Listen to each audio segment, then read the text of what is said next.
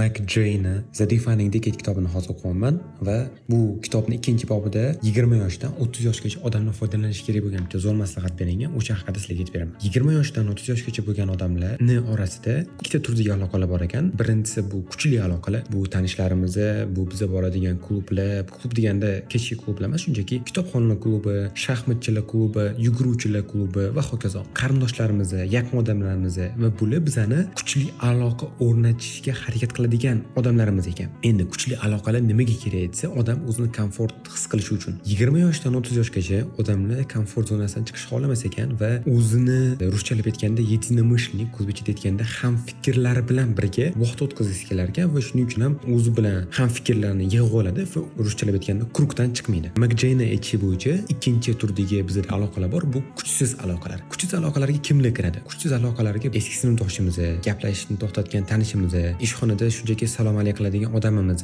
zalga chiqayotganimizda shunchaki qo'l berib ko'rishadigan qanaqadir tanishimiz. Bunaqa odamlar bilan biz juda kam gaplashamiz va shuning uchun ham bular kuchsiz aloqalarga kirar ekan. Va kitobda aytilishi bo'yicha kuchsiz aloqalar bizga kuchli aloqalardan ko'ra foydaliroq. Biz o'sishimizga, yangi ish topishimizga, o'zimizni hayotimizni yaxshilashimizga kuchsiz aloqalar juda muhim ekan. Chunki kuchsiz aloqalar nima degani? Bu biz kam gaplashadigan odamlarimiz va biz har doim ham bir xil fikrda bo'lmagan odamlarimiz. Va biz bir xil fikrda bo'lmaganimizdan keyin ulardan yangi fikrlar chiqish ehtimoli juda katta. Ulardan yangi takliflar chiqish ehtimoli juda katta. Ulardan sizni hayotingizni o'zgartiradigan gaplar chiqish ehtimoli katta. Va shuning uchun ham kuchsiz aloqalarning roli katta ekan. Xo'p, mayli, kuchsiz aloqalar bizga muhim ekan. Qanaqa qilib kuchsiz aloqadagi odamlarimiz bilan, masalan, shunchaki salom alaykum qiladigan odamlarimiz bilan biz gaplashishimiz mumkin? Nima qilishimiz kerak uning uchun desa,